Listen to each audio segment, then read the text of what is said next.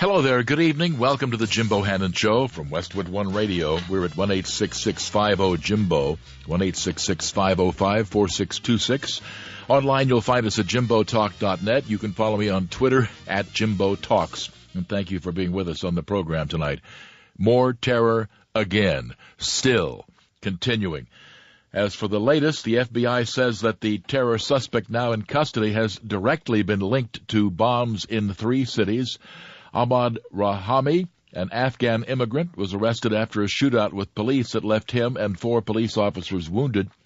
New York's mayor says there is reason to believe the weekend bombings that injured at least 29 people were acts of terror. We get more from national security correspondent Jim Sciutto. Tonight, after a shootout with police on the streets of New Jersey, the prime suspect in the New York and New Jersey bombings is in custody. 28-year-old Ahmad Rahami, as well as 4 officers, were injured in the altercation. I heard another pop, more pops, and then it kept going, and that's when I saw the police vehicles. Authorities tipped off to his location by a bar owner who was watching CNN and recognized Rahami, who he found asleep in the doorway of the bar. Now that we have this suspect in custody, the investigation can focus on other aspects, such as whether this individual acted alone and what his motivations may have been. Let's go! Get off the street! A weekend of terror across the 2 states, including 2 bombings and the discovery of several unexploded devices. We have every reason to believe this was an act of terror. It started at 9:30 a.m. on Saturday in the beach town of Seaside Park, New Jersey.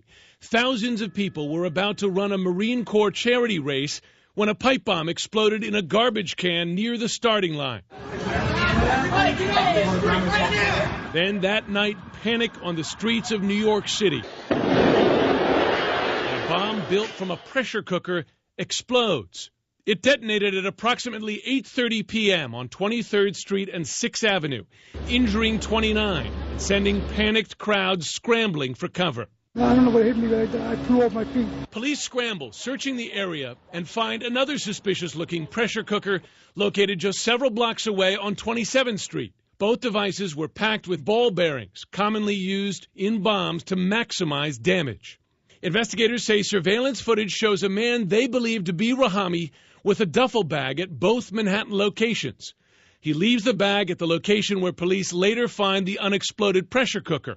A multi-state manhunt is launched for Rahami after he's identified by a fingerprint left on a cell phone in one of the explosive devices. At 9:30 p.m. on Sunday in Elizabeth, New Jersey, a backpack containing up to 5 pipe bombs found in a garbage can outside a neighborhood pub just 500 feet from a train trestle. One of those bombs detonated when police sent a robot to examine the devices after 2 men had alerted them. And that report again from correspondent Jim Sciutto, as we'll be talking about that with a couple of guests this evening, leading off right now with Robert Caltabiano, former Secret Service agent, current security consultant. And good evening. Thank you for being with us. Thank you, Jim. Good evening. First of all, it struck me that the mayor of New York perhaps expressed understatement in that this is an apparent act of terror. I would say certainly so. Would you not? I think anytime anybody takes a hideous act against another person, it's terror. And what they're trying to do is instill terror in us, and I think we have to call it by what it is. Terror. One would certainly think so. I have said before on this program, and I'll ask if you think I'm right, I have said that I have hopes that children, people probably too young to listen to programs like this at this particular hour, I have hopes that those children may someday grow up to see a day when they can look back on all of this in the past tense. For the rest of us who are adults, we'd better start behaving like adults, because this is part of our life for the rest of our lives. Even if we do the best that we can, and I would argue that we probably haven't quite done that, but if we do the best that we can, this is the way it's going to be, which doesn't mean that we should accept the inevitability of it, but we should accept the reality of it, that this is not going to end with a happy conclusion after a 1-hour TV drama or a half-hour sitcom. Do you think I'm overly pessimistic? No, I think you're spot on in many ways, and I think what we got to do, though, is add to it, but also to change our level of awareness. and become aware more of our situation, our surroundings, Jim. And then also, how do we become more involved as American citizens? How can we help our law enforcement? I think it's sadly overmissed that the burden that is being placed just on the law enforcement, and where we have over 300 million people in this country that can lend a hand and that can make a difference, so that our children in the future can know what a life was like when we were kids. 1-866-50-JIMBO is our number. 1-866-505-4626. In terms of prevention, we do a pretty good job, I think. That is to say that we are, as they say, a target-rich environment.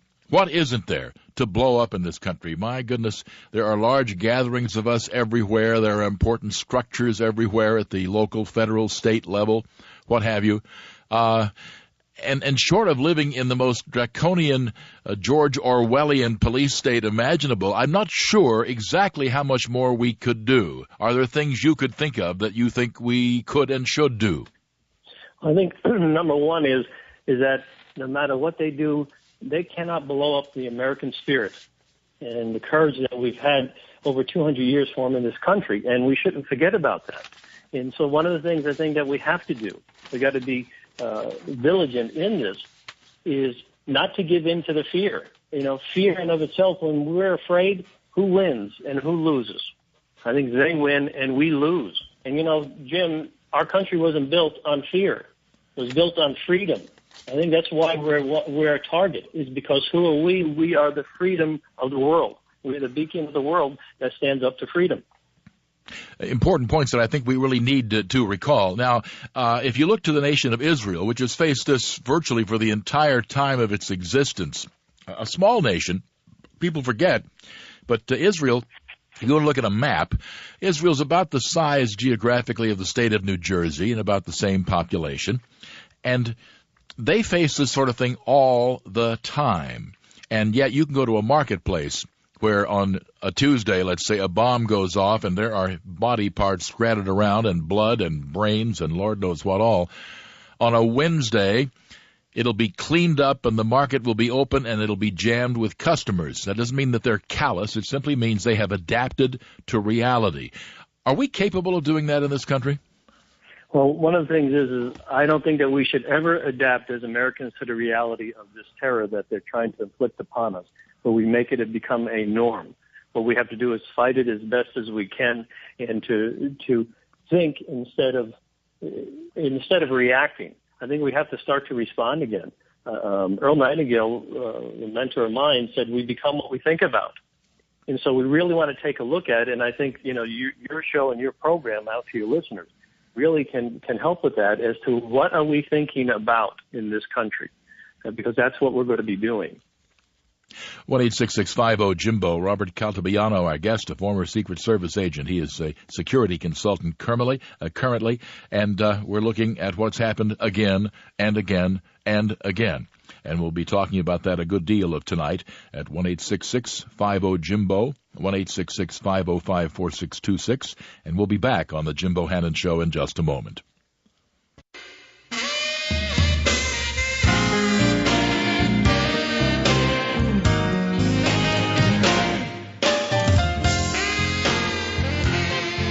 Welcome back to the Jim Bohannon Show at 1-866-50-JIMBO, 1-866-505-4626. More terror attacks and more things to think about. Things, what do we do? What do we say? What do the authorities do? Where do we clamp down?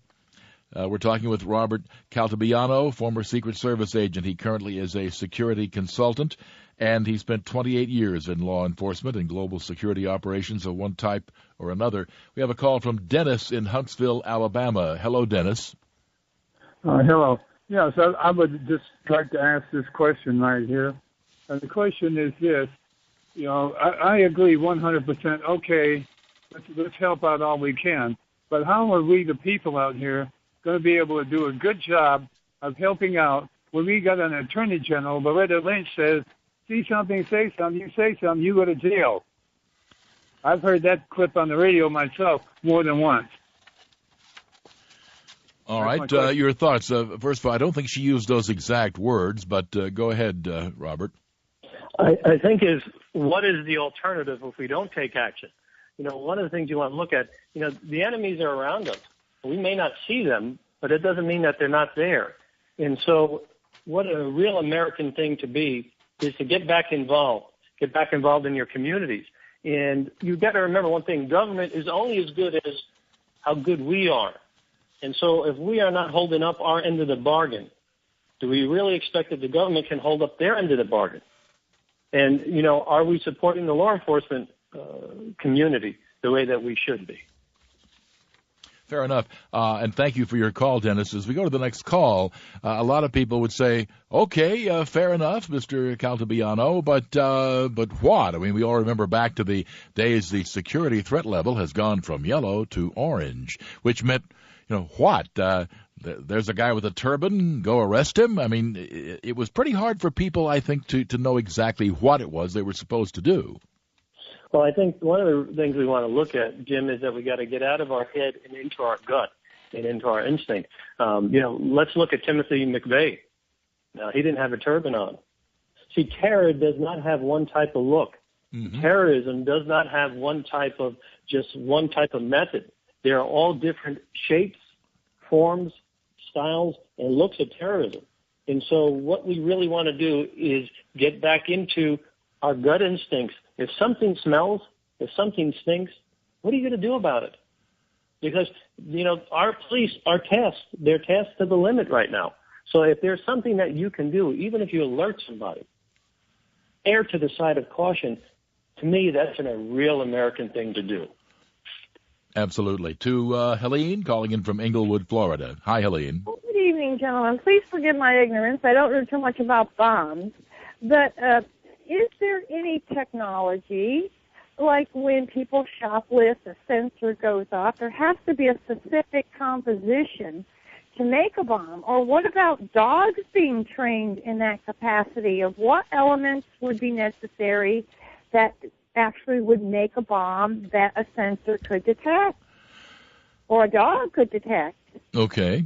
There are certainly areas, of course, when dogs have been trained to sniff if they are looking for a bomb in a particular area, and I suppose a type of bomb in a general public circumstance where there may not be necessarily a strong suspicion or a particular locale. Mr. Caltabiano, are dogs that useful in that circumstance? I think dogs are wonderful for what the job and the task that they have at hand. One of the issues is that we have to look at it is that we only have so many dogs. And how many millions of miles of streets do we have in this country? And so, again, those dogs can only, with their handlers, do so much. But again, let's look at what happened these past couple of days with the lady that took the picture of that cooker. Now, if it wasn't for her, maybe somebody else would have done it, but she took that picture. She's lucky that she didn't get hurt, and then she notified the police. Or the two men in New Jersey, in Elizabeth, that went through that bag. And it just happens to be that device was in there. And again, they notified the police. So what we really want to look at as a common denominator is us, the people, to get back involved and to help one another, because it's not going to get done 1, 2, 3 without our help. Keep your eyes open. All right. Thanks, Yeah. Celine. Appreciate your call. 1-866-50-JIMBO, 1-866-505-4626. By now, of course, we just passed the 15th anniversary of 9/11.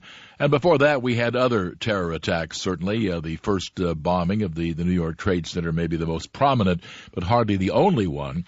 By now, I would hope that most law enforcement in this country, including at the local level, has at least some basic training in this sort of thing, or would I be hoping too much?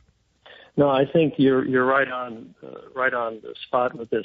Think about the last 15 years in law enforcement. We're getting better each and every day. Just think about 15 years ago in 9/11, our phone systems were basically cut in New York. I was down that way then. And the only thing that were working back then, which a lot of young people don't know about anymore, were pagers. And see how far we've come just in the technology. Well, law enforcement has come to the forefront of what we know right now.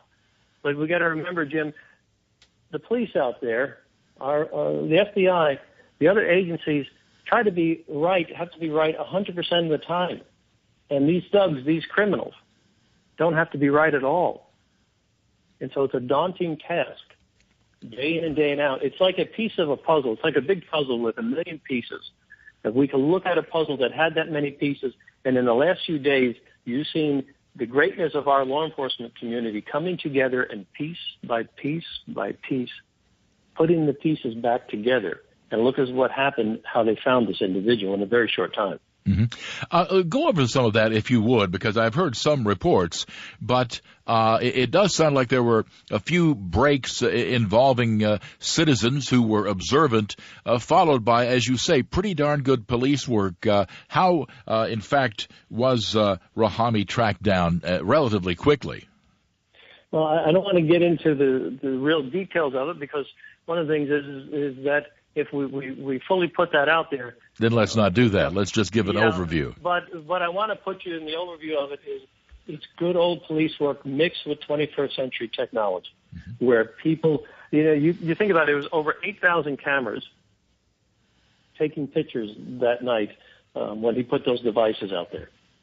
And we've learned where to place those cameras, New York City did, based on what London has done out there in dealing with terrorist activities over the years. And we only learned that after 9/11. And so one of the things is that the 21st century technology helped us with video, with pictures, let alone the people out there on the sidewalks taking pictures with their cell phones. So you put that together with a fingerprint that was found on the cell phone and good old police work led us pretty quickly to that man. And, I'm really thrilled about the work that these fellows and ladies did these past couple of days. We've done programs in the past on the prevalence, the ubiquity of surveillance cameras in our society, and there are people who become quite upset about that, the notion that our rights are being compromised and our privacy has been destroyed, that Uncle Sugar is watching around every corner. To my way of thinking, I accept this level of surveillance as a price that needs to be paid for basic security. I mean, I'm not sneaking around doing a lot of things, but even if I were, I would have to say that it's worth it to be protected in this regard. Yeah, I think, again, let's look at the alternative. I think some of the people then would complain if there was another mass bombing and we had no information at all. In today's world, unfortunately, coming over to our shores, either we do or we don't. And I would not want to live in a nanny state where they're looking at inside our homes or inside our bodies. Mm-hmm. But on the outside, sometimes we may not have a choice but to go with what the best that we have and, really put in trust in the men and women in law enforcement to do the right thing. We'll take a quick break. We're going to come back and talk some more. Again, Robert Caltabiano is our guest, a former Secret Service agent, a security consultant currently. We're at 1-866-50-JIMBO, 1-866-505-4626. We're talking about more terror again still, and more to come in just a moment.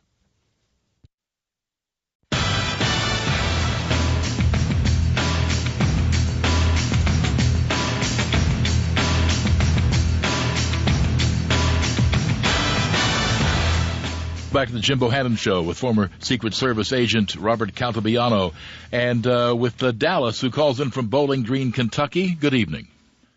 Hey, good evening. Several years ago, I was standing waiting for a friend near the doorway of a local Walmart, and this guy was walking along looking like he was taking pictures of the ceiling, and I must have looked like I was suspicious. He walked up to me and he said, New York and London are nothing compared to what's coming. And I didn't think much about it, although it was a little frightening. And a friend said, go back to the store and have them pull up the pictures.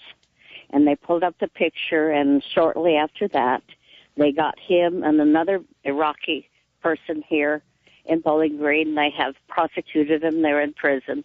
And the other guy was a 30-year-old Iraqi. His fingerprints were on IEDs who had killed our soldiers, and they still let him in to America. That's an interesting thought. Thank you, by the way, Dallas, for being an alert citizen. Let's ask our guest about that. We have heard that sometimes the terrorist watch list, the no-fly list, things like this can be loaded with error and very incomplete. This would seem, based on what the caller outlined, like someone who at the least shouldn't have been allowed in the country. Your take? Well, I think that what we're looking at is nothing is 100% perfect. We live in an imperfect world. And, the techniques that are used, fingerprints, we're going from an old system of paper fingerprints, moving that on to an electronic age. And unfortunately, as we just know, we've witnessed and heard about these last couple of days, quite a few people have gone through the cracks. That doesn't mean, that we give up, just like your caller did. And I want to thank her personally for getting involved with the situation and took two really bad people, it sounds like, off our streets. And how we can sometimes counteract these mistakes or these setbacks is by what your caller just did, getting involved. So having said what you just said, I take it that you view the system as working pretty well. We can always find exceptions. As you note, any system devised and administered by humans is a fallible system. But on the whole, you think it's working fairly well. Would that be correct?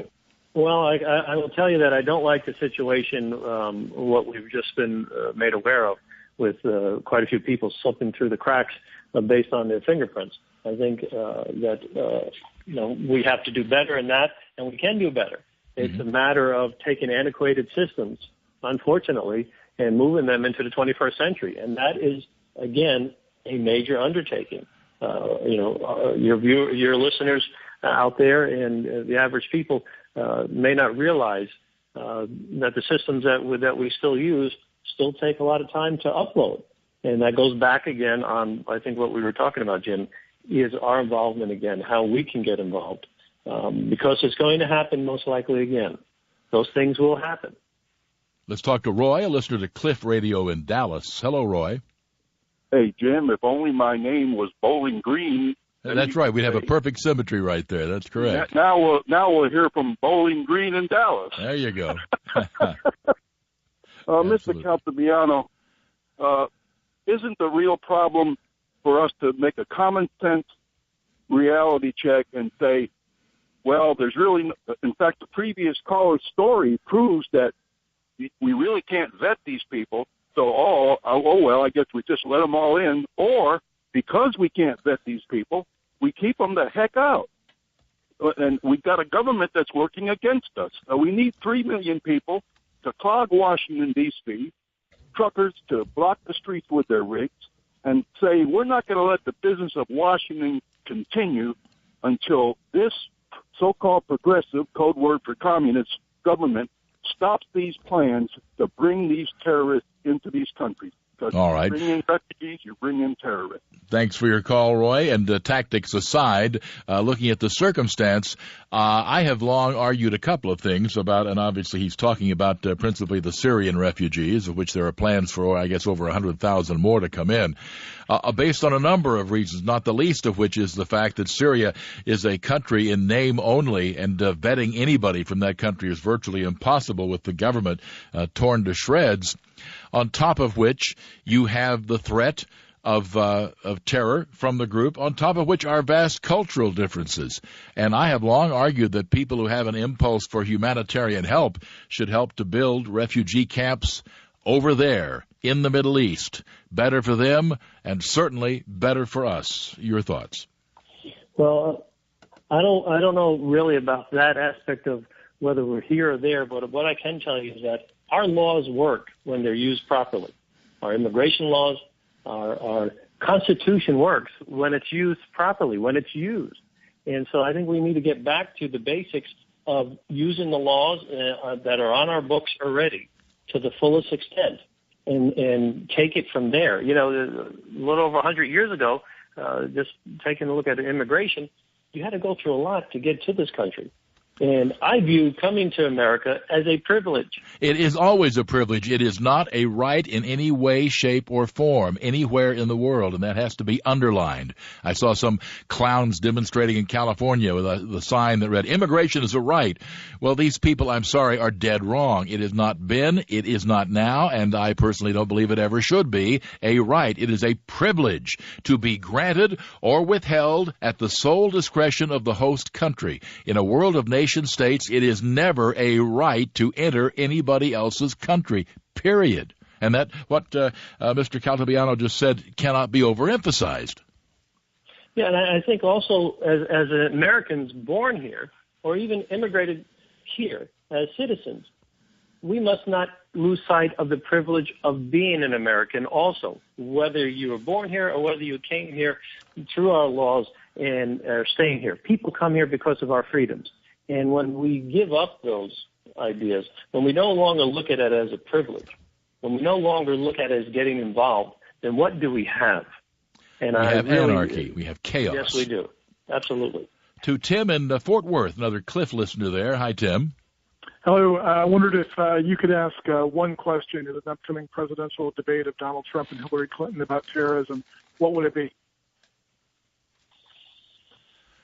Well, I want to look at it a different way, is that one question doesn't suffice. I think there's quite a few questions to start the discussion, and then, as you know, not getting into what the two candidates are wanting to tell us about or talk to us about it. But again, go back to the laws on our books. Enforce what we have already. Give our law enforcement the tools that are necessary. And also hope again that we're the shining city on a hill. Is that what Jim just talked about, what we just talked about, that it's a privilege to be here. It's a privilege to go vote. I look at it as an honor, because our forefathers and people are dying each and every day overseas for just the small fraction of us voting. And I think that that's highly needed on that. So it's not just one question that I would look at. I would look at quite a few. Just as a follow-up to Tim's question, which would be, in general, based on what you have heard from the two major party nominees, what would you correct if you could? I don't look about correcting. I think we should add. I don't like that big C that, with the red ink that I used to get on my school papers. But let's add. Let's add to it that, number one, follow the law. We have these laws for a reason. If you want to change the law, then the legislature, then Congress needs to change it. But follow the laws that we have, whether it's through immigration, whether it's through our surveillance that we have right now, techniques. But follow the laws and let us use the laws that we have on the books. And if we do that, I really think that we can put a really big dent into our immigration problem. More to come. 1-866-50-JIMBO, 1-866-505-4626. Back in a moment.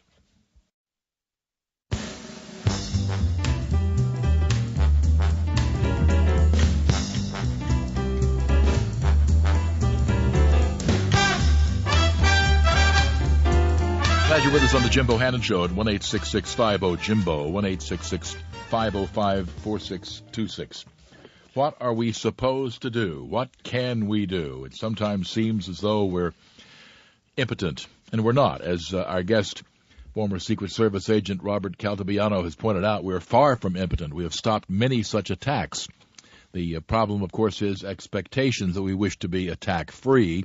So even if we're 99.99% effective, that still leaves attacks that get through, and that frustrates us. So be it. Now then, looking at the prosecutorial side of this thing, Mr. Caltabiano, are the laws in this country adequate, and is the prosecutorial use of those laws adequate? I think we have to look at the prosecution of them. I think here with this individual, we have a couple of different things working. We have federal laws here, and we also have local state laws in the state of New York and New Jersey at hand. And so, he's going to be inundated, and rightfully so, with quite a few different aspects of local, state, and federal laws. as for the laws, not being a judge, but being an investigator for quite a few years, we bring the cases to the prosecutors, and it's up to them to prosecute them. And I think what we really want to do is also support our prosecutors. They have a tough job, no matter what it is that putting all the evidence together. And this is going to take time. I think that your listeners are going to find out pretty quickly that this thug, this individual, it's going to take time for him to go through his American rights, his constitutional rights as a U.S. citizen. And he seems very aware of that by virtue of reports I've heard that he intends to sue the local police who apprehended him for discrimination because he's a Muslim, which on the surface seems laughable. And yet I'm sure that he'll find lawyers who will do everything they can to tie the system up in that regard. Well, I don't know about which way they want to tie it up, but if we keep our eye on the ball, I think, as American citizens, because you think about it this way, it's us, the American citizens, that are really going to really stop these people. Again, there's over 300 million of us, and it's time for us to do that. And the way that we can do that is by just what you've talked about, is letting the system work, but keeping a third eye out there, just in case it needs help, because we do need help. Our system needs help all the time. We need to be better each and every day. And the only way we're going to do that is by us, by the American citizens. We, of course, love the high-tech toys. That's something that we all love, quick, easy answers. It's, I guess, sort of something that's viewed as an American birthright. But you don't always get that. Nonetheless, you noted technology out there. How has technology aided both those who would defend civilization and those who would attack civilization? Because I'm sure that high tech cuts both ways. Yeah, you're 1,000,000% correct on that. I think in many ways it's helped us, as we looked about from 9/11, from pager days, even before that, where, if you had a cell phone, that was few and far between, to today where everybody has these devices that our cell phones have more capabilities than the astronauts did on the moon landing. So you take that technology and it works in wonderful ways for us, but it also works in the opposite. And so we have to, again, be one step ahead of those people. And many times what happens is, because of everything that's going on, sometimes it almost feels like, and I would imagine to your listeners, we're playing catch up. And it may seem like that. And sometimes it probably feels like that. But I can guarantee you that each and every day that they're out there using the technology, but also using our noggins, because nothing beats the human mind. And in my opinion, nothing beats the American mind. Stay with us, more to come. Again, Robert Caltabiano is our guest, former Secret Service agent, current security consultant. We're looking at the latest acts of terror in New York, New Jersey, and Minnesota. 1-866-50-JIMBO. We'll be back in a moment.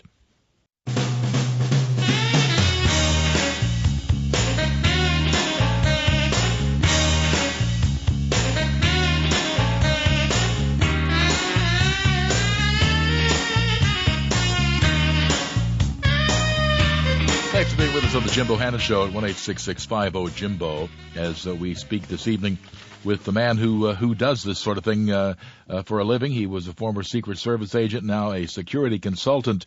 How has your job changed in that regard, now the private sector, and who are your clients? Well, one of the things that we're looking at is a movement. Part of what we call Deputize America, which is a movement. It's a communication movement. It's a communication app that will be coming out very soon, where we're linking and communicating, getting people to communicate again in a safe manner. People are concerned about what's going on. Let's just take the last couple of days. But also, they're concerned about if your loved ones were in a situation, life or death situation, or just if you're broken down on the side of the road, about how do you communicate with them? How could you find them? Whether it's, let's say, in a natural disaster or not. And so we want to open up the dialogue of getting people involved in that, getting people to tune into the technology that you just talked about in a 21st century way of being able to come together as a community, together with your loved ones, and be able to face what we're facing now in a more positive outlook. And one of the ways is volunteering, getting involved again. Your website currently? It is called www.deputizeamerica.org. Deputizeamerica.org, okay. Yes. And it really is a movement, Jim, and we're very excited about it. Outstanding. Let's talk to Wayne in Pasco, Washington. Hello, Wayne. Yes, I've been listening to your guest the last 15 minutes, and I agree with the approach that, we have to use existing laws that we have. Prosecutors support the prosecutors, and the citizens to be eyes on the ground. But getting back to one of the candidates, Hillary Clinton wants to bring 550% more refugees in this country, and with that amount of refugees, most of them are not would not commit terrorist acts, but even a small percentage is a very large number, and it would overwhelm the system, and there would be large numbers of attacks. And so I think we should just put a stop to these refugees coming in, and I agree with Jim Bohannon that our primary goal should be to have them stay in their country of origin. Or a neighboring country that is ethnically and culturally similar. I agree. Yeah. All right. Interesting thoughts, Wayne. Thank you very much. Are there other aspects about, a couple of minutes or so to go here, Robert, other things about the latest terror attacks that we need to bring up? Well, I just think that you're going to see, Jim, in the next couple of days, more information coming out that they can release on this. You got to remember now, we also had a situation out in Minnesota, and what we're going to learn more about that with that heinous individual that wanted to kill, thank God, which he didn't out there. So it's a matter of how we respond to that and how we're going to be able to receive this information as American people. In the most technologically advanced country in the world. And one of the ways that we're going to be able to do that is through our technology. That in of itself, along with the American spirit, can really defeat these terrorists. But it's up to us to how to do that. Yeah, it isn't just bombs. It isn't just guns. In that particular case, of course, in Minnesota, we were talking about knife attacks. Knives in the hands of somebody who knows what they're doing can be extremely deadly. Absolutely. And, not just knives, but the mere fact of the propaganda that comes out behind it and how some young people are getting brainwashed into thinking that killing is a good thing. And it goes back to, again, the freedoms that we have in this country, and the freedom to, the freedom of religion, freedom to be who you want to be. And a lot of people don't like that. Let's be honest, they really don't. A lot of people are jealous of what we have in this country, and we need to protect that. We need to protect what we have in this country and to really honor it. And we should not get into this all cultures are equal moral equivalence, which is nonsense. I'm sorry, but there are inferior cultures in this world. And when it comes to a culture which at its most extreme form, treats women as property and pursues the notion that if you leave their faith, you should be killed. I'm sorry, but as practiced, that is an inferior culture, and we must stop this nonsense, this hold hands and sing kumbaya nonsense that there is moral equivalence here. There isn't even remotely moral equivalence. Many people practice Islam in a way that isn't like that, and we commend them for it. But unfortunately, many others practice it the other way. Stay on the line if you would, please, and we'll talk a little bit off air. But suffice it to say, we'll continue our discussion about the terror attacks of the weekend. Robert Caltabiano, our guest in this portion of the program, and his website, DeputizeAmerica.org, former Secret Service agent and current security consultant. Stay tuned. We've got more to come right here. I'm Jim Bohannon, and this is Westwood One.